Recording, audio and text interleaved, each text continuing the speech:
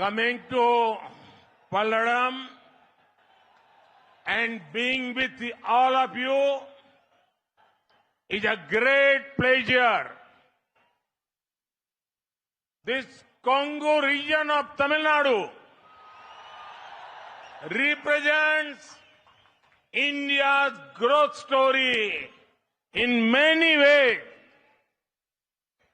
It is one of India's most vibrant textile and industry hubs.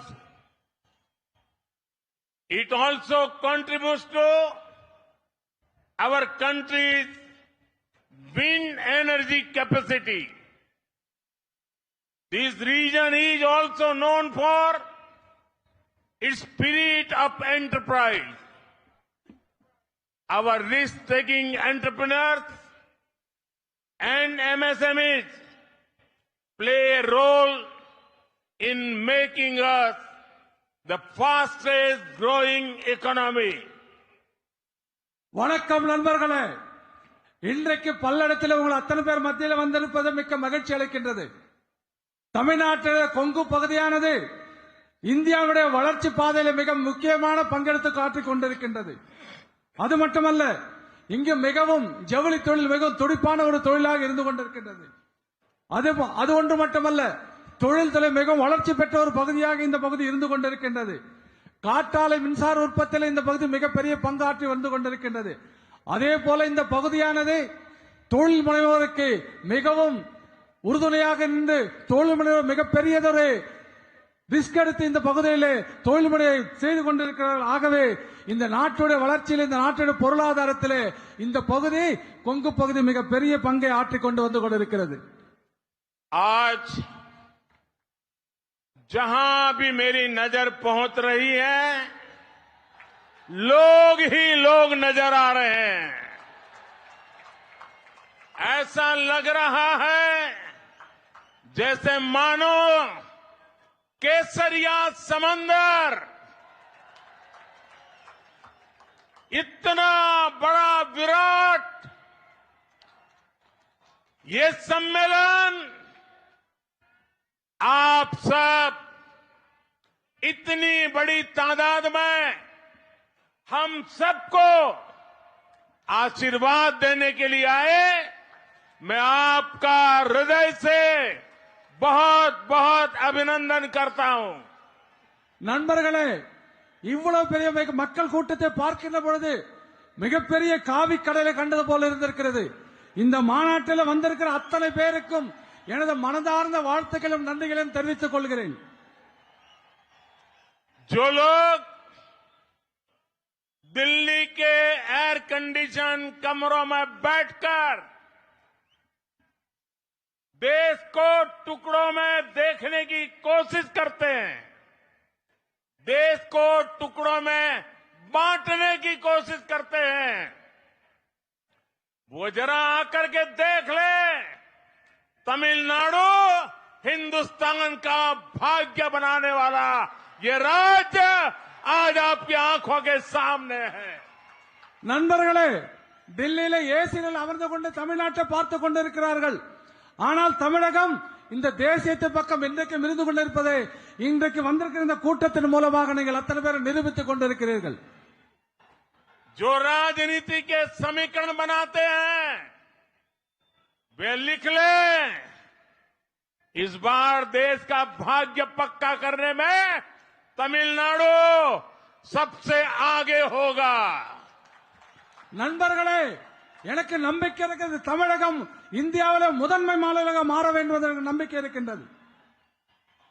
मैं तमिलनाडु का जितना आभार व्यक्त करूं, मेरे पास शब्द कम पड़ जाएंगे.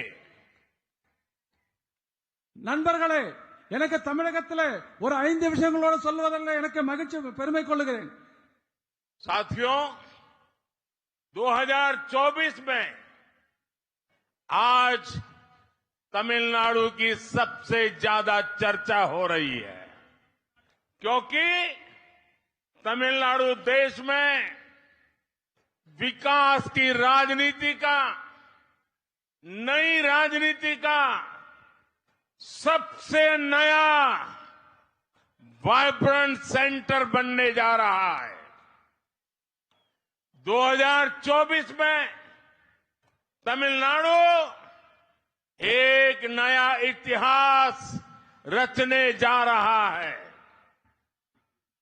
जो ऐतिहासिक एनमन एन मक्कड़ पदयात्रा आज पूरी हुई है, वो इसका सबसे बड़ा सबूत है।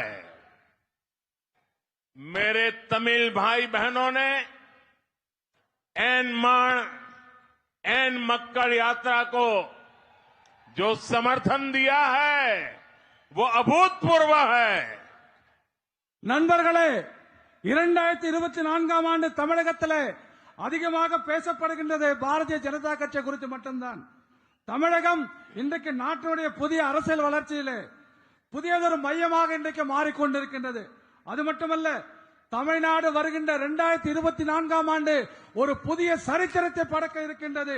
அதற்கு முன்னோடியாக இன்றைக்கு இந்த வரலாற்று சிறப்புமிக்க எண்மண் நென்மக்கள் என்ற யாத்திரை வெற்றிகரமாக இன்றைக்கு உங்கள் முன்னாடி முடித்து நின்று இருப்பது மிகப்பெரிய சான்றாக இருந்து கொண்டிருக்கிறது. அது மட்டுமல்ல, தமிழகத்தில் அனைத்து சகோதர சகோதரிகளும் இந்த யாத்திரைக்கு நீங்கள் அளித்த ஆதரவு வரலாற்றில் இதற்கு முன்பு எப்பொழுதுமே இல்லாதவர்களுக்கு மிகப்பெரிய ஆதரவை நீங்கள் கொடுத்திருக்கிறீர்கள். साथियों, एन मक्कड़ ये यात्रा अपने नाम की वजह से भी बेहद खास रही है। हर भाजपा कार्यकर्ता के लिए इस मिट्टी का कण कण ईश्वर के समान है। हर भाजपा कार्यकर्ता नेशन फर्स्ट के संकल्प के साथ समाज की सेवा में जुटा है।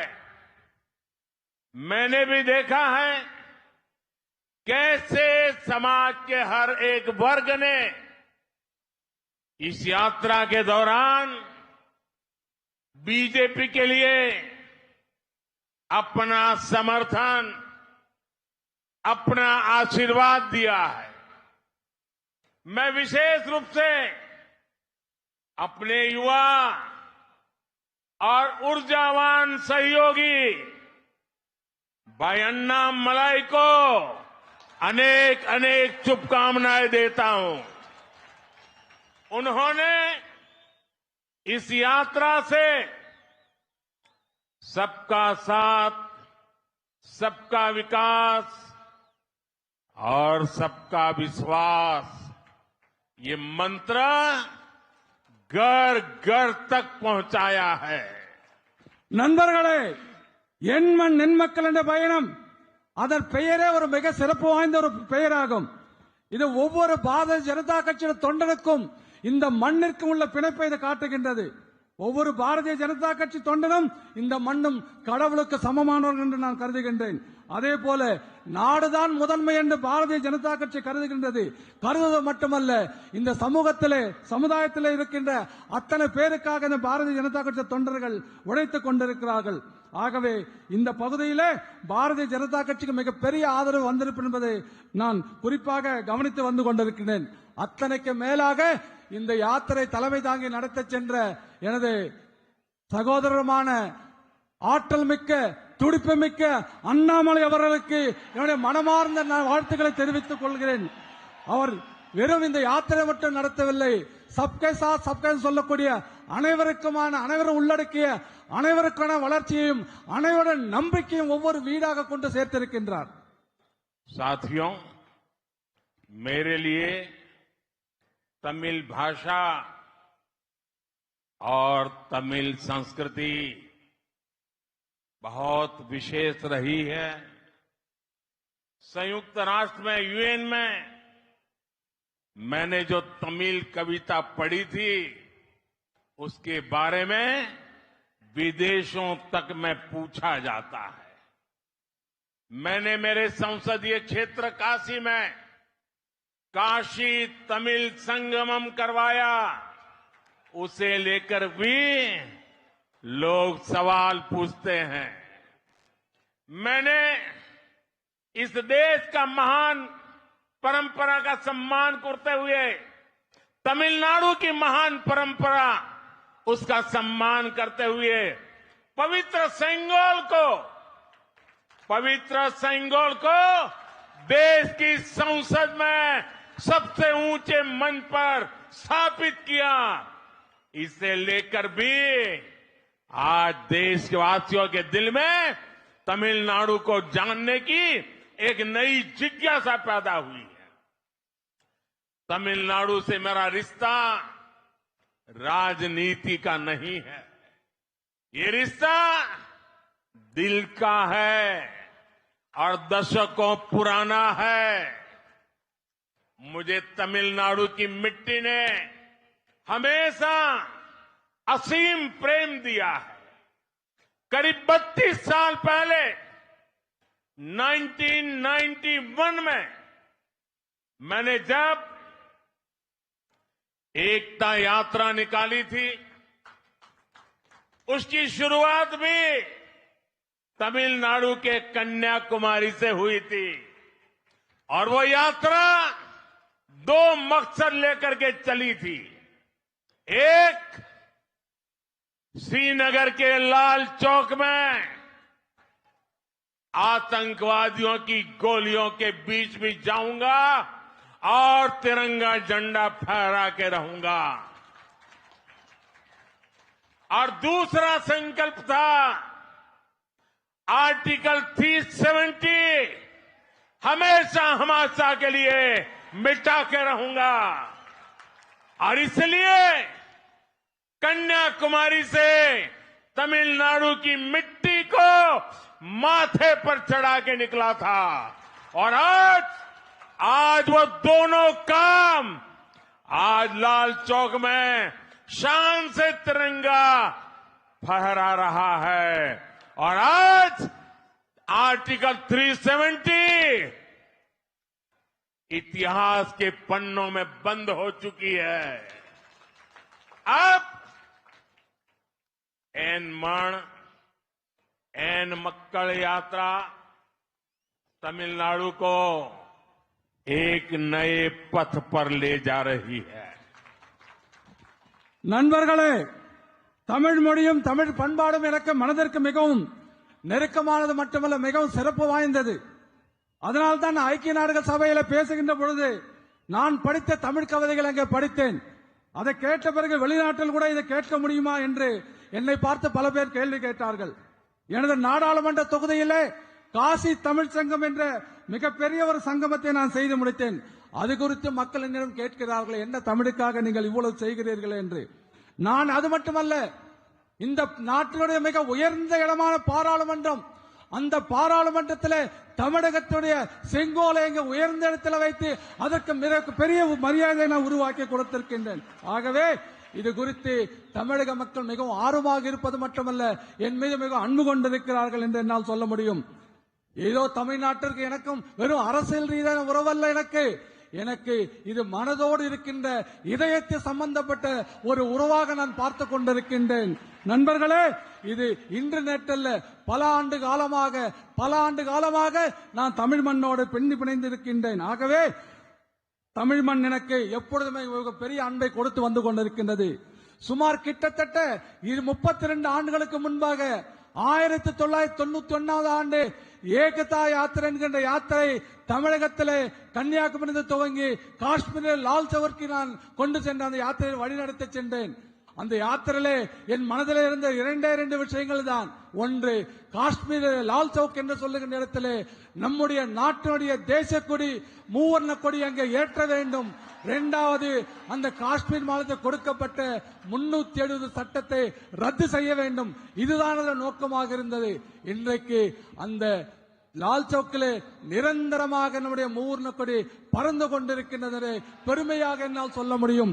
அது மட்டுமல்ல, அந்த ஆர்டிகல் 307 என்று சொல்லக்கூடிய 300 அரசியல் சாசன சட்டத்தை ரத்து செய்து அதை தூக்கி குப்பையிலே நாம் வீசியாகிவிட்டது. மிகப்பெரிய வரலாற்று சாதனை நாம் செய்திருக்கின்றோம். ஆகவே அதே போல இந்த எண்மண் நென்மேக்கல் யாத்திரை கூட இந்த யாத்திரை தமிழகத்தை ஒரு புதிய பாதையிலே நோக்கி கொண்டு சென்று கொண்டிருக்கின்றது. साथियों, बीजेपी तमिलनाडु में भले ही कभी सत्ता में न रही हो, लेकिन तमिलनाडु हमेशा बीजेपी के दिल में रहा है। ये बात आज हर तमिल भाई बहन जानता है, हर तमिल भाई बहन समझ रहा है। इसलिए जिन्होंने दशकों तक तमिलनाडु को लूटा, वो लोग बीजेपी की बढ़ती ताकत से घबराए हुए हैं। वे लोग झूठ बोलकर जनता को आपस में बांटकर, लोगों को लड़वाकर अपनी कुर्सी बचाना चाहते हैं। लेकिन तमिलनाडु के लोग दिल से जितने पवित्र होते हैं, उतने ही समझदार भी होते हैं। इनकी सच्चाई सामने आ चुकी है, इनकी पोल खुल चुकी है। इसलिए अब तमिलनाडु के लोग बीजेपी पर भरोसा जता रहे हैं, ये नजारा कह रहा है। நண்பர்களே, தமிழ்நாட்டில் பாரதிய ஜனதா கட்சி என்றைக்கு ஆட்சியில் இருந்ததில்லை. ஆனால் தமிழ்நாடு பாரதிய ஜனதா கட்சியுடைய இதயத்தில் எப்பொழுதுமே இருந்து கொண்டிருக்கின்றது. சகோதரர்களே, இதை ஒவ்வொரு தமிழ்நாட்டிற்குரிய ஒவ்வொரு சகோதரனுக்கும், தமிழ்நாட்டிற்குரிய ஒவ்வொரு சகோதரிக்கும் நன்றாக தெரியும், நன்றாக புரிந்து கொண்டிருக்கிறார்கள். ஆகவே தான் இந்த விஷயத்தை எல்லாம் தெரிந்து பல ஆண்டு காலமாக இந்த தமிழகத்தை கொள்ளையடித்துக் கொண்டிருந்த கொள்ளையர்கள் இதை புரிந்து கொண்டு பாரதிய ஜனதா கட்சியோட பலம் பெருகி வருகிறது.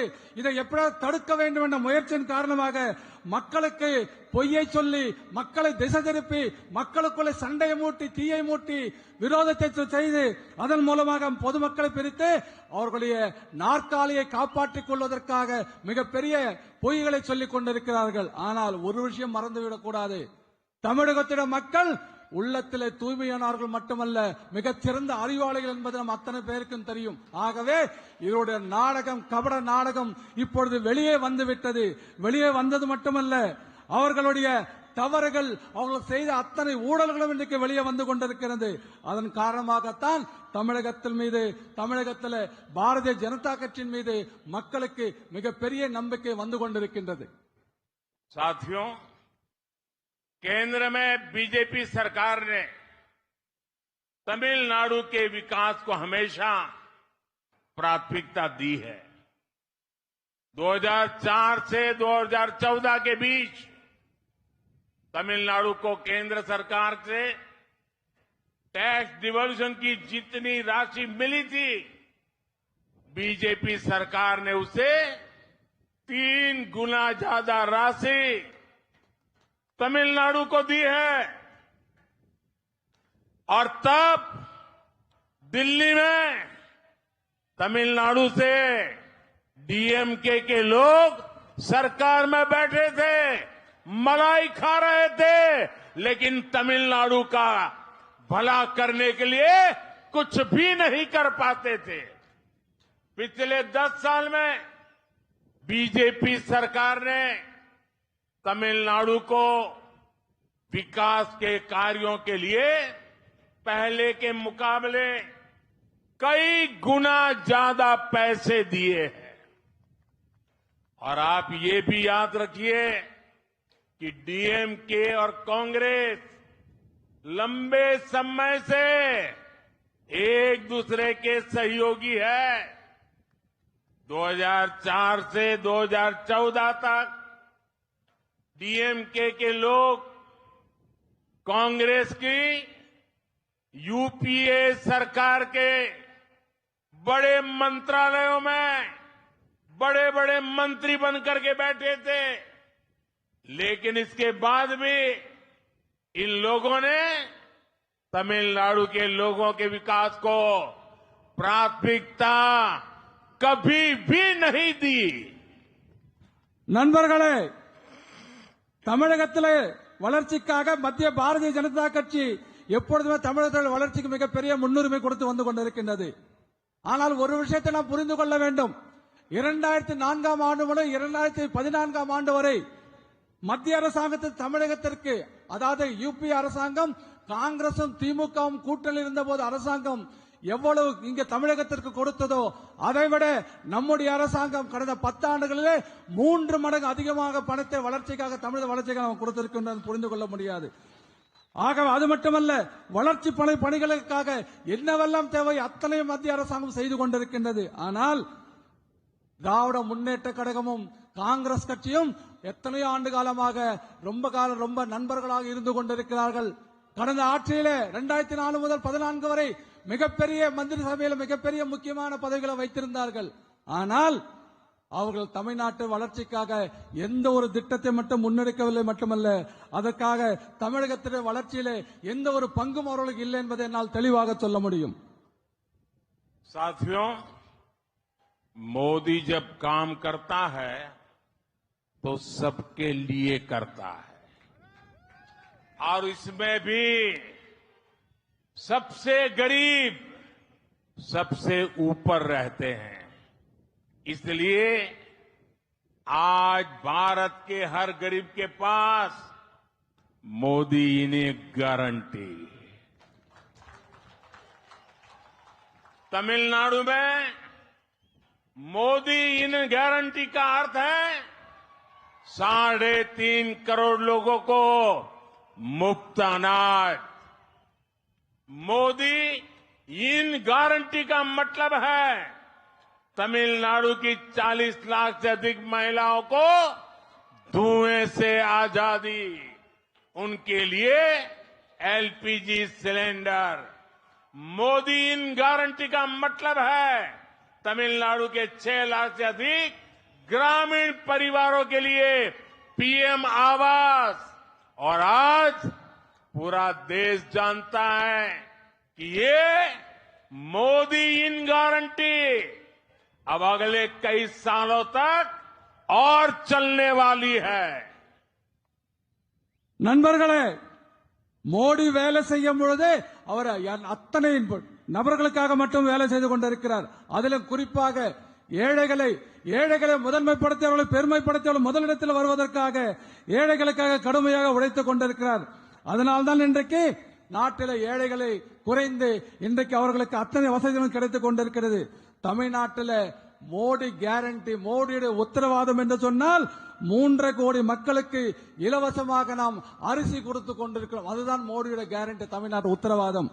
அதே போல மோடி உத்தரவாதம் என்று சொன்னால் தமிழ்நாட்டில் 40 லட்சம் பெண்களுக்கு இலவசமாக கேஸ் சிலிண்டர் கனெக்ஷன் நம்ம கொடுத்திருக்கோம்.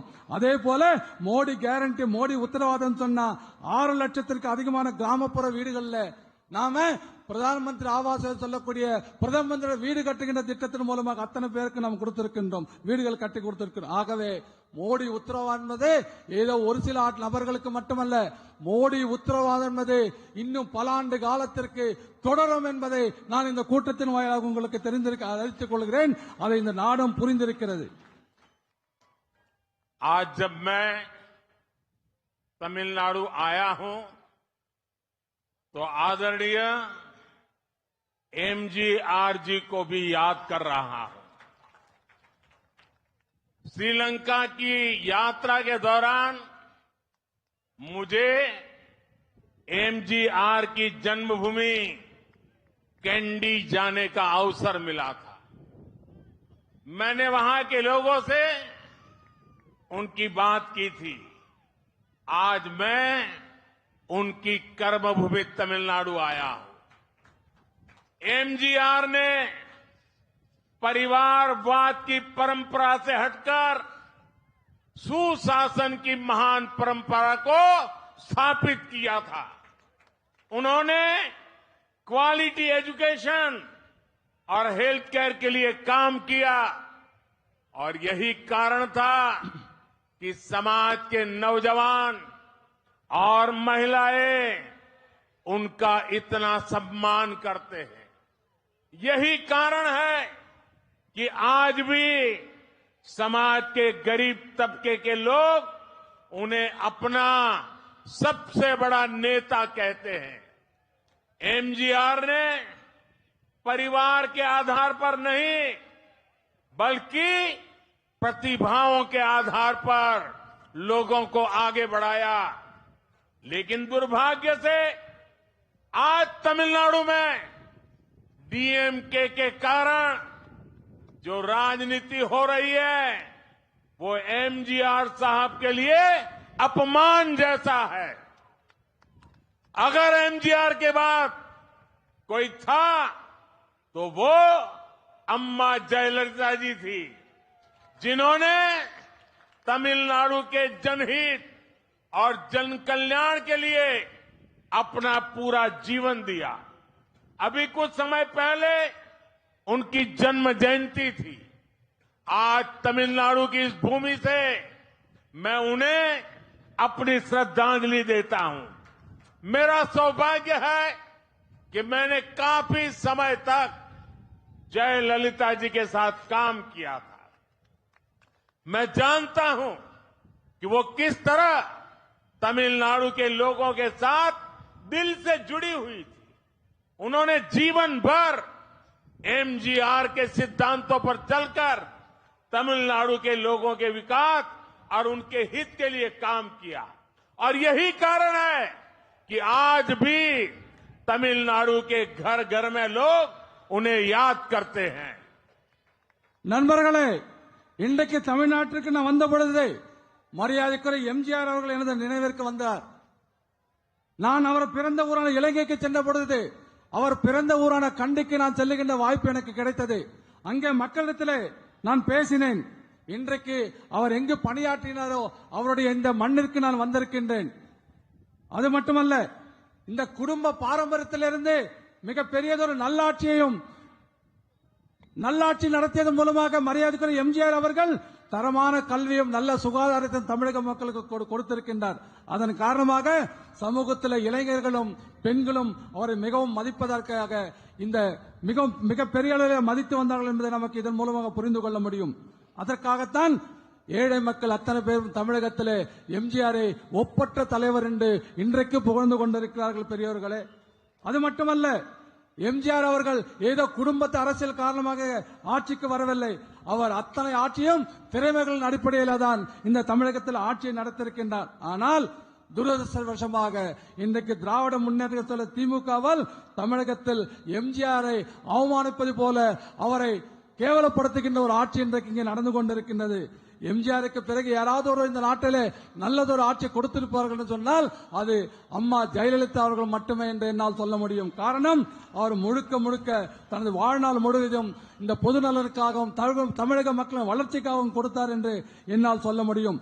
சிறிது நாட்களுக்கு முன்பாகத்தான் அவருடைய பிறந்த நாள் கொண்டாடப்பட்டது. ஆகவே இன்றைக்கு தமிழகத்திலிருந்து இந்த மண்ணிலிருந்து அவருக்கு நான் மீண்டும் ஒருமுறை என்னுடைய அஞ்சலியை செலுத்துகின்றேன். இது எனக்கு மிகப்பெரிய மகிழ்ச்சியை கொடுக்கின்றது. அது மட்டுமல்ல, ஜெயலலிதா அவர்களோடு மிக பல்லாண்டு காலம் நான் நெருங்கிய பணியாற்றிய பாக்கியம் எனக்கு கிடைத்திருக்கின்றது. அதே போல தமிழக மக்களோடு அவர் எப்படி மக்களோடு தன்னை தொடர்பு படுத்திக் கொண்டு மக்களுக்காக எப்படி வாழ்ந்தார் என்பதை அத்தனை பேரும் நமக்கு அறிவோம். அது மட்டுமல்ல, எம்ஜிஆர் கொள்கைகளை கடைபிடித்து அதன் மூலமாக மக்களின் வளர்ச்சி மற்றும் மக்களின் நலனுக்காக மட்டும் பணியாற்றினார். அதன் காரணமாகத்தான் இன்றைக்கும் தமிழகத்தில் அனைத்து வீடுகளிலும் அவரை நினைவு கூர்ந்து வருவதற்கு இது ஒரு மிகப்பெரிய காரணமாக இருந்து கொண்டிருக்கின்றது.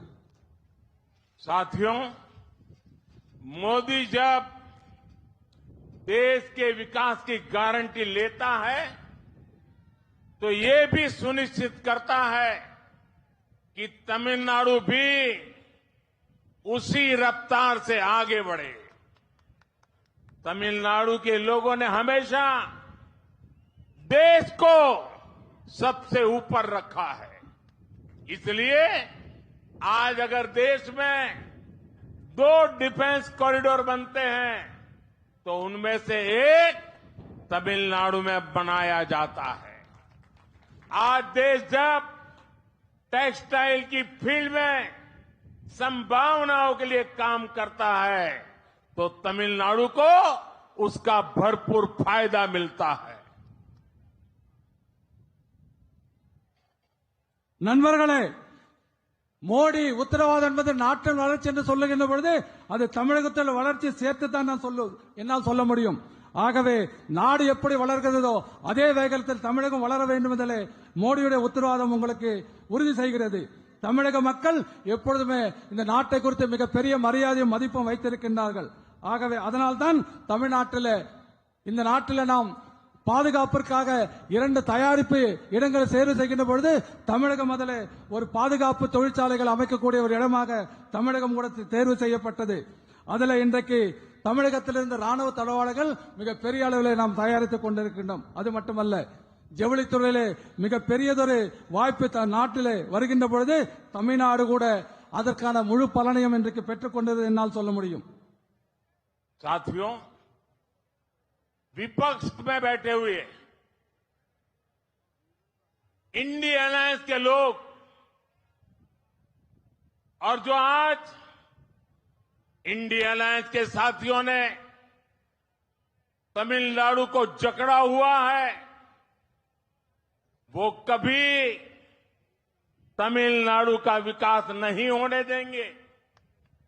आप पहले का समय याद करिए, जो कांग्रेस डिफेंस के सौदों में हजारों करोड़ रुपए की दलाली खाती थी, वो कांग्रेस क्या तमिलनाडु में डिफेंस कॉरिडोर बनने देती?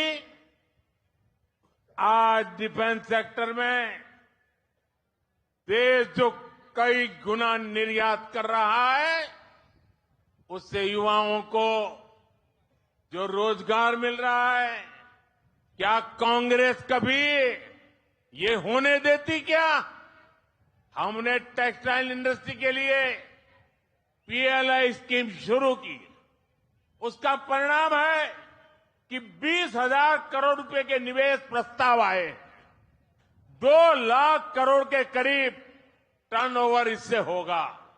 इसके अलावा यहां विरुद्धनगर में एक पीएम मित्र टेक्सटाइल पार्क भी बनाया जा रहा है। इससे आने वाले समय में लाखों नौकरियों के अवसर बनने वाले हैं। मुद्रा लोन के जरिए भी तमिलनाडु के उद्यमियों को 2 लाख करोड़ रुपए से ज्यादा की फंडिंग दी गई है। आप मुझे बताइए, कांग्रेस सरकार में क्या यह मुमकिन हो सकता था? मोदी तमिलनाडु के विकास के लिए काम कर रहा है और इसलिए ये इंडिया अलायंस वाली पूरी गैंग मोदी से इतना परेशान है। நண்பர்களே, இன்று தமிழகத்தில் இந்தியாவிலே கூட்டணி என்ற ஒரு கூட்டணி இருந்து கொண்டிருக்கின்றது. இவர்களெல்லாம் தமிழகத்தை எப்பொழுது கைப்பற்ற வேண்டும், தமிழகத்தின் வளர்ச்சியை கைப்பற்றிவிட்டால் தமிழகத்தில் வளர்ச்சி ஒருபோதும் வளர்ச்சி இருக்காது என்பதை இதன் மூலமாக சொல்லிக் கொள்கிறேன். வளர்ச்சி வர அனுமதிக்க மாட்டார்கள். நான் ஒரே ஒரு கேள்வி கேட்கிறேன். பாதுகாப்பு ஒப்பந்தங்கள், அதாவது வெளிநாட்டிலிருந்து நம்முடைய ராணுவத்திற்காக வாங்கிய பாதுகாப்பு உபகரணங்கள்ல கோடிக்கணக்கான ரூபாய்கள் லஞ்சம் வாங்கிய கமிஷனாக பெற்ற காங்கிரஸ் அரசாங்கம் இதெல்லாம் நம்ம தமிழ்நாட்டில் பாதுகாப்பு டிஃபென்ஸ் காரிடர் வந்து அனுமதிப்பாங்களா? இதன் மூலமாக லட்சக்கணக்கான இளைஞர்களுக்கு வேலை வாய்ப்பை காங்கிரஸ் இங்க பெறுவதற்கு அனுமதிக்குமா? நண்பர்கள் நாம் யோசித்து பார்க்க வேண்டும். அது மட்டுமல்ல, நாம் பெறுகின்ற இந்த ஜவுளி தொழிலுக்காக பீல்ல என்ற திட்டத்தின் மூலமாக தமிழகத்திற்கு 20,000 கோடி ரூபாய் மதிப்பிலான ஜவுளி பூங்கா திட்டத்தை நாம் இங்கே கொண்டிருக்கிறோம். அதன் மூலமாக சற்றேறத்தாழ 2 லட்சம் கோடி ரூபாய் இதன் மூலமாக வருவாய் ஈட்டக்கூடிய நிலைமை இன்றைக்கு தமிழகத்தில் உருவாகி கொண்டிருக்கின்றது. அதன் மூலமாக கோடிக்கணக்கான இளைஞர்களுக்கு வருகின்ற காலகட்டத்தில் வேலை வாய்ப்புகள் கிடைக்கும் என்பதை நான் உங்கள் மூலமா இதன் மூலமாக சொல்லிக் கொள்கிறேன். அதே போல முத்ரா கடன் திட்டத்தின் மூலமாக தமிழகத்தில் தொழில் முனைவோருக்காக 2 லட்சம் கோடிக்கும் அதிகமான நிதி வழங்கப்பட்டுள்ளது. நண்பர்களே, நீங்க சொல்லுங்க, இதெல்லாம் காங்கிரஸ் ஆட்சியில சாத்தியமாகுமா? நான் கேட்கிறேன். தமிழகத்தோட வளர்ச்சிக்காக மோடி கடுமையாக உழைத்து வருகின்ற காரணத்தினாலே எதிர்க்கட்சிகள் அத்தனை பேருக்கும் என் மீது மிகப்பெரிய கோபத்தில் இருந்து கொண்டிருக்கிறார்கள்.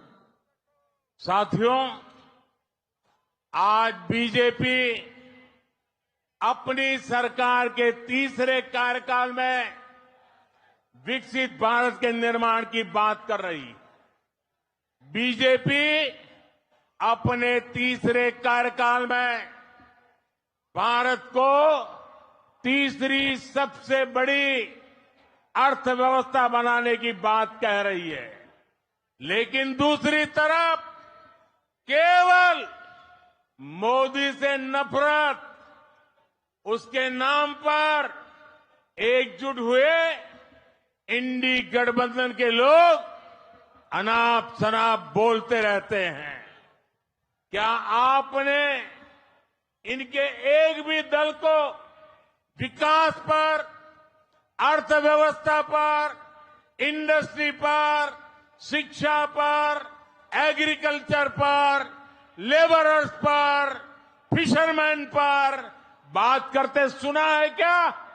इन्हें बस एक ही चिंता है कि कैसे इनके परिवार की दुकान चलती रहे, अपने परिवार को बढ़ावा देकर ये तमिलनाडु के हर युवा का विकास रोके हुए हैं। நண்பர்களே, நாம் புதிய பாரதத்தை உருவாக்க வேண்டும். நாம் மிகப்பெரிய ஒரு முயற்சி எடுத்து வந்து கொண்டிருக்கின்றோம். நீங்கள் இந்த இந்தி கூட்டணியில் இருக்கிற அத்தனை பேருக்கும் நன்றாக தெரியும். அவர்கள் நான் செய்கின்ற வளர்ச்சி, இந்த நாட்டோட வளர்ச்சி, இந்த நாட்டில தொழில் வளர்ச்சி, அதே போல இந்த நாட்டில் விவசாயிகளுக்கு பெண்களுக்கான வளர்ச்சி, அதே போல மீனவர்களுக்கான திட்டங்கள், விவசாயிகளுக்கான திட்டங்கள், இப்படிப்பட்ட வளர்ச்சியை நான் கொடுத்துக் கொண்டிருக்கின்றேன். ஆனால் இதை எப்படியாவது என் மீது அவதூறுகளை பரப்பி மோடி உங்களுக்கு நல்லது செய்ய மாட்டார் என்று ஒரு பொய்யான ஒரு உருவத்தை உருவாக்க முயற்சி செய்து கொண்டிருக்கிறார்கள். ஆனால் தமிழ்நாடு போன்ற மாநிலங்களிலே கொள்ளையடிப்பதற்காக மட்டுமே அவர்கள் இந்த கூட்டணி உருவாக்கி இருக்கிறார்கள். ஆகவே அந்த கொள்ளையடிக்கின்ற அவர்கள் கடையை நாம் பூட்ட வேண்டிய நேரம் இப்பொழுது வந்துவிட்டது. साथियों, इंडी गठबंधन के लोग केंद्र में तो अपनी हार मान चुके हैं, लेकिन इनकी कोशिश है कि कैसे तमिलनाडु जैसे राज्यों में लूटने का लाइसेंस बना रहे। लेकिन 2024 में जनता ने मन बना लिया है कि इनकी लूट की हर दुकान पर ताला डालना है। तमिलनाडु में एन मक्कर यात्रा ने इस ताले का इंतजाम कर दिया है। अब तमिलनाडु में भी भाजपा भ्रष्टाचार की राजनीति का अंत करने के लिए तैयार हो रही है। मैं हमारे सभी कार्यकर्ताओं से कहना चाहूंगा, आपको जनता का आशीर्वाद लेकर पूरी ऊर्जा के साथ तमिलनाडु में लोगों की सेवा करनी है। आपको तमिलनाडु के घर घर तक बीजेपी के तीसरे कार्यकाल के संकल्प को पहुंचाना है। जो मैंने यहां कहा है उसे आपको जन जन तक लेकर जाना है। मैं फिर एक बार इस विशाल जन समुदाय को और तमिलनाडु के ये उज्जवल भविष्य की गारंटी लेके आए हैं। ये तमिलनाडु के युवाओं के भाग्य को बदलने की गारंटी मैं देख रहा हूं। ये युवा तमिलनाडु के अधिकारों के रक्षा की गारंटी आज मैं देख रहा हूं और मोदी आपकी गारंटी के लिए आपके साथ खड़ा है। நண்பர்களே, இப்போ மத்தியில இந்தி கூட்டணி உருவாகி இருக்கிறது. டெல்லியில எல்லாம் தெரிஞ்சு போச்சு, இந்தி கூட்டணி முடிஞ்சு போச்சு, இது ஜெயிக்காத என்ற விஷயம் தெரிஞ்சு போச்சு. ஆனால் தமிழகத்தில் மட்டும் எப்படியாவது கொள்ளையடிக்க என்பதற்காக அந்த கூட்டணி முயற்சி செய்து கொண்டிருக்கின்றது. அதனாலதான் அந்த கடையை கொள்ளையடிக்கின்ற கடையை பூட்ட வேண்டும் என்று நாம் முயற்சி செய்து கொண்டிருக்கிறோம். 2024 அந்த கொள்ளையடிக்கின்ற கடையை பூட்ட வேண்டும். அதற்காக தமிழ்நாட்டில் நாம் நடத்திய எண் மக்கள் என்ற யாத்திரை மூலமாக அந்த யாத்திரை இதற்கான பூட்டை நாம் உருவாக்கி இருக்கிறோம் என்பதை இந்த கூட்டத்தின் மூலமாக சொல்லிக் கொள்கிறேன். அது மட்டுமல்ல, தமிழகத்தில் ஊழலுக்கு முற்றுப்புள்ளி வைப்பதற்கு தமிழக மக்கள் தயாராகி கொண்டிருக்கிறார் என்பதை உங்களுக்கு இந்த கூட்டத்தில் சொல்லிக் கொள்கிறேன்.